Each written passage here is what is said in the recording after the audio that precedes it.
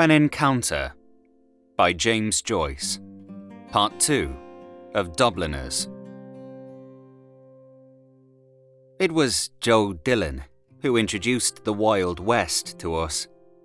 He had a little library made up of old numbers of the Union Jack, Pluck, and the Halfpenny Marvel. Every evening after school, we met in his back garden and arranged Indian battles. He and his fat younger brother, Leo, the idler, held the loft of the stable, while we tried to carry it by storm.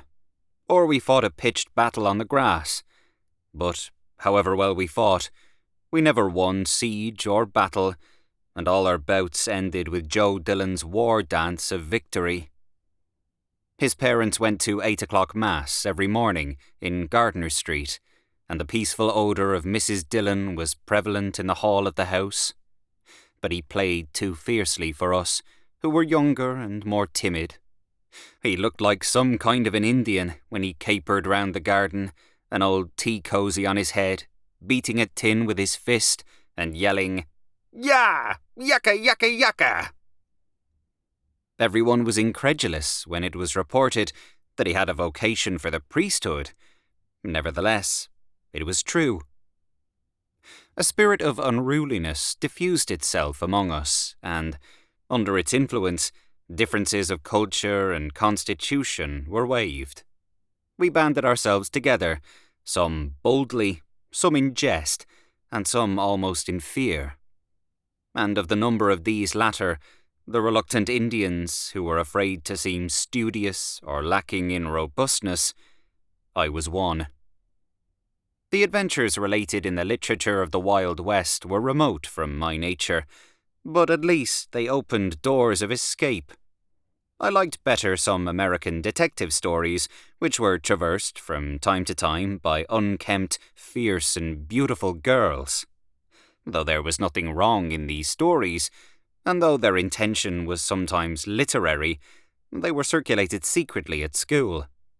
One day, when Father Butler was hearing the 4 pages of Roman history, clumsy Leo Dillon was discovered with a copy of the Halfpenny Marvel. "This page or this page? This page? Now, Dillon, up." "Hardly had the day." "Go on, what day?" "Hardly had the day dawned." "Have you studied it? What have you there in your pocket?" Everyone's heart palpitated as Leo Dillon handed up the paper, and everyone assumed an innocent face. Father Butler turned over the pages, frowning. "What is this rubbish?" he said. "The Apache chief? Is this what you read instead of studying your Roman history? Let me not find any more of this wretched stuff in this college. The man who wrote it, I suppose, was some wretched fellow who writes these things for a drink. I'm surprised at boys like you, educated, reading such stuff. I could understand it if you were national school boys. Now, Dillon, I advise you strongly. Get at your work, or..." This rebuke during the sober hours of school paled much of the glory of the Wild West for me, and the confused, puffy face of Leo Dillon awakened one of my consciences. But when the restraining influence of the school was at a distance, I began to hunger again for wild sensations, for the escape which those chronicles of disorder alone seemed to offer me. The mimic warfare of the evening became at last as wearisome to me as the routine of school in the morning, because I wanted real adventures to happen to myself. But real adventures, I reflected, do not happen to people who remain at home. They must be sought abroad. The summer holidays were near at hand when I made up my mind to break out of the weariness of school life for one day at least. With Leo Dillon and a boy named Mahony, I planned a day's mitching. Each of us saved up 6pence. We were to meet at 10 in the morning on the canal bridge. Mahony's big sister was to write an excuse for him, and Leo Dillon was to tell his brother to say he was sick. We arranged to go along the wharf road until we came to the ships, then to cross in the ferry boat and walk out to see the Pigeon House. Leo Dillon was afraid we might meet Father Butler or someone out of the college, but Mahony asked, very sensibly, what would Father Butler be doing out at the Pigeon House? We were reassured, and I brought the first stage of the plot to an end by collecting sixpence from the other two, at the same time showing them my own sixpence. When we were making the last arrangements on the eve, we were all vaguely excited. We shook hands, laughing, and Mahony said, "Till tomorrow, mates." That night I slept badly. In the morning, I was first comer to the bridge, as I lived nearest. I hid my books in the long grass near the ash pit at the end of the garden, where nobody ever came, and hurried along the canal bank. It was a mild, sunny morning in the first week of June. I sat up on the coping of the bridge, admiring my frail canvas shoes, which I had diligently pipe-clayed overnight, and watching the docile horses pulling a tramload of business people up the hill. All the branches of the tall trees which lined the mall were gay with little light green leaves, and the sunlight slanted through them onto the water. The granite stone of the bridge was beginning to be warm, and I began to pat it with my hands in time to an air in my head. I was very happy. When I had been sitting there for 5 or 10 minutes, I saw Mahony's grey suit approaching. He came up the hill, smiling, and clambered up beside me on the bridge. While we were waiting, he brought out the catapult which bulged from his inner pocket and explained some improvements which he had made in it. I asked him why he had brought it, and he told me he had brought it to have some gas with the birds. Mahony used slang freely, and spoke of Father Butler as old Bunser. We waited on for a quarter of an hour more, but still there was no sign of Leo Dillon. Mahony at last jumped down and said, "Come along, I knew Fatty'd funk it." "And his sixpence?" I said. "That's forfeit," said Mahony. "And so much the better for us. A bob and a tanner instead of a bob." We walked along the North Strand Road till we came to the vitriol works, and then turned to the right along the Wharf Road. Mahony began to play the Indian as soon as we were out of public sight. He chased a crowd of ragged girls brandishing his unloaded catapult, and when 2 ragged boys began out of chivalry to fling stones at us, he proposed that we should charge them. I objected that the boys were too small, and so we walked on, the ragged troop screaming after us, "Swaddlers! Swaddlers!" thinking that we were Protestants, because Mahony, who was dark-complexioned, wore the silver badge of a cricket club in his cap. When we came to the smoothing iron, we arranged a siege, but it was a failure, because you must have at least 3. We revenged ourselves on Leo Dillon by saying what a funk he was, and guessing how many he would get at 3 o'clock from Mr. Ryan. We came then near the river. We spent a long time walking about the noisy streets, flanked by high stone walls, watching the working of cranes and engines, and often being shouted at for our immobility by the drivers of groaning carts. It was noon when we reached the quays, and, as all the labourers seemed to be eating their lunches, we bought 2 big currant buns and sat down to eat them on some metal piping beside the river. We pleased ourselves with the spectacle of Dublin's commerce. The barges signalled from far away by their curls of woolly smoke, the brown fishing fleet beyond Ringsend, the big white sailing vessel which was being discharged on the opposite quay.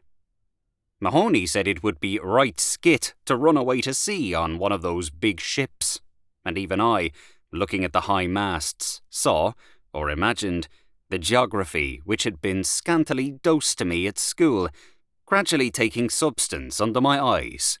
School and home seemed to recede from us, and their influences upon us seemed to wane.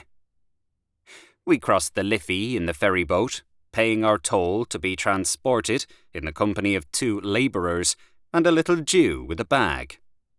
We were serious to the point of solemnity, but once during the short voyage our eyes met, and we laughed. When we landed, we watched the discharging of the graceful three-master, which we had observed from the other quay. Some bystander said that she was a Norwegian vessel. I went to the stern and tried to decipher the legend upon it, but, failing to do so, I came back and examined the foreign sailors to see had any of them green eyes, for I had some confused notion. The sailors' eyes were blue and grey, and even black. The only sailor whose eyes could have been called green was a tall man who amused the crowd on the quay by calling out cheerfully every time the planks fell, "All right, all right." When we were tired of this sight, we wandered slowly into Ringsend. The day had grown sultry, and in the windows of the grocers' shops, musty biscuits lay bleaching. We bought some biscuits and chocolate, which we ate sedulously as we wandered through the squalid streets where the families of the fishermen live. We could find no dairy, and so we went into a huckster's shop and bought a bottle of raspberry lemonade each. Refreshed by this, Mahony chased a cat down a lane, but the cat escaped into a wide field. We both felt rather tired, and when we reached the field we made at once for a sloping bank over the ridge of which we could see the Dodder.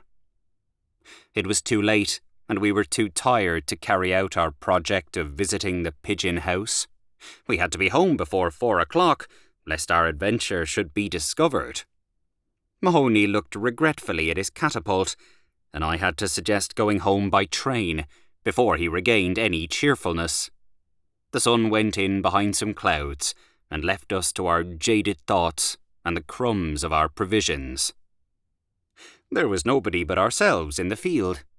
When we had lain on the bank for some time without speaking, I saw a man approaching from the far end of the field. I watched him lazily as I chewed one of those green stems on which girls tell fortunes. He came along by the bank, slowly. He walked with one hand upon his hip, and in the other hand he held a stick, with which he tapped the turf lightly.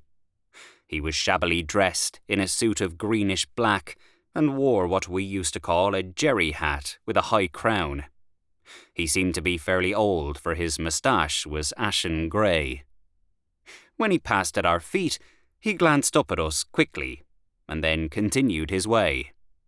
We followed him with our eyes, and saw that when he had gone on for perhaps 50 paces, he turned about and began to retrace his steps. He walked towards us very slowly, always tapping the ground with his stick, so slowly that I thought he was looking for something in the grass. He stopped when he came level with us, and bade us good day. We answered him, and he sat down beside us on the slope, slowly and with great care. He began to talk of the weather, saying that it would be a very hot summer, and adding that the seasons had changed greatly since he was a boy, a long time ago. He said that the happiest time of one's life was undoubtedly one's schoolboy days, and that he would give anything to be young again. While he expressed these sentiments, which bored us a little, we kept silent. Then he began to talk of school and of books. He asked us whether we had read the poetry of Thomas Moore, or the works of Sir Walter Scott and Lord Lytton. I pretended that I had read every book he mentioned, so that in the end he said, I can see you are a bookworm like myself. Now," he added, pointing to Mahony, who was regarding us with open eyes, "he is different. He goes in for games." He said he had all Sir Walter Scott's works, and all Lord Lytton's works at home, and never tired of reading them. "Of course," he said, "there were some of Lord Lytton's works which boys couldn't read."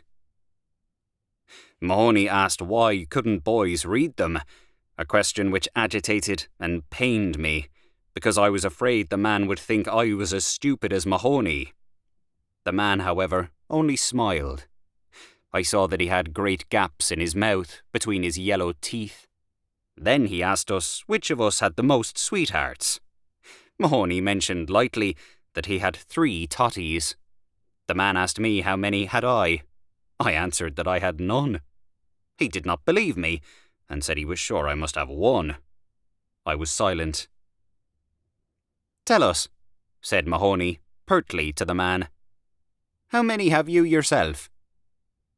The man smiled as before, and said that when he was our age he had lots of sweethearts. "Every boy," he said, "has a little sweetheart." His attitude on this point struck me as strangely liberal in a man of his age. In my heart, I thought that what he said about boys and sweethearts was reasonable, but I disliked the words in his mouth, and I wondered why he shivered once or twice, as if he feared something or felt a sudden chill. As he proceeded, I noticed that his accent was good. He began to speak to us about girls, saying what nice soft hair they had, and how soft their hands were, and how all girls were not so good as they seemed to be, if one only knew. There was nothing he liked, he said, so much as looking at a nice young girl, at her nice white hands and her beautiful soft hair. He gave me the impression that he was repeating something which he had learned by heart, or that, magnetized by some words of his own speech, his mind was slowly circling round and round in the same orbit.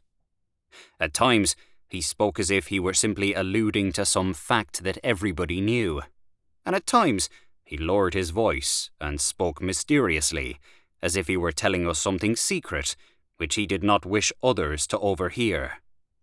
He repeated his phrases over and over again, varying them and surrounding them with his monotonous voice.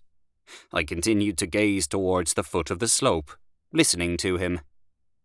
After a long while, his monologue paused. He stood up slowly, saying that he had to leave us for a minute or so, a few minutes, and, without changing the direction of my gaze, I saw him walking slowly away from us towards the near end of the field. We remained silent when he had gone. After a silence of a few minutes, I heard Mahony exclaim, "I say, look what he's doing!" As I neither answered nor raised my eyes, Mahony exclaimed again, "I say, he's a queer old josser." "In case he asks us for our names," I said, "let you be Murphy, and I'll be Smith."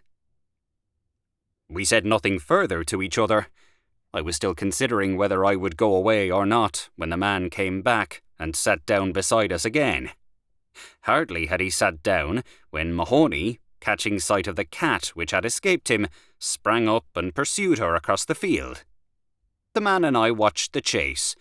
The cat escaped once more, and Mahony began to throw stones at the wall she had escaladed. Desisting from this, he began to wander about the far end of the field, aimlessly. After an interval, the man spoke to me. He said that my friend was a very rough boy, and asked, did he get whipped often at school? I was going to reply indignantly that we were not national schoolboys to be whipped, as he called it, but I remained silent. He began to speak on the subject of chastising boys. His mind, as if magnetized again by his speech, seemed to circle slowly round and round its new centre.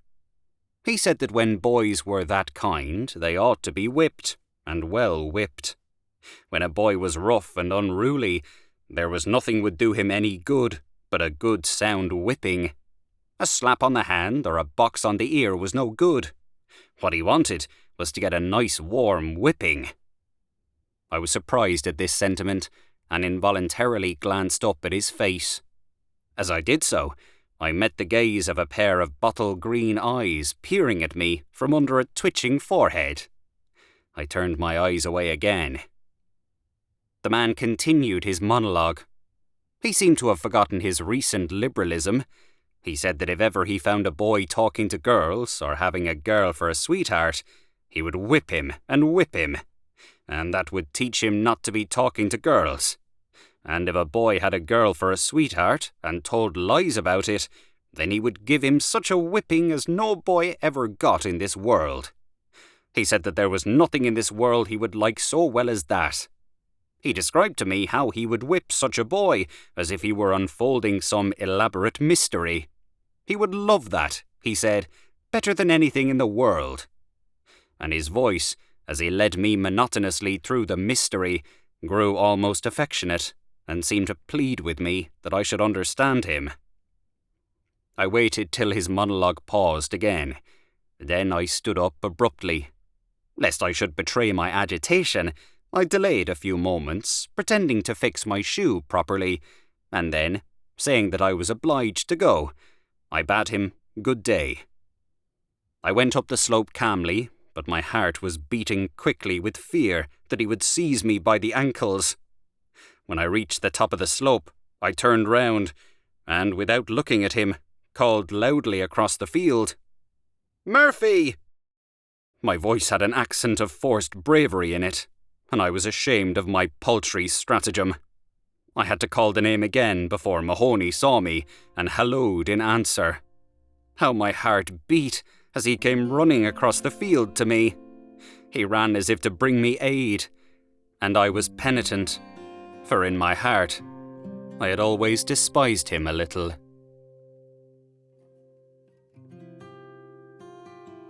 Thank you for listening to An Encounter, Part 2 of Dubliners by James Joyce. If you have enjoyed this audiobook, please consider subscribing and leaving a like to help in the making of future audiobooks.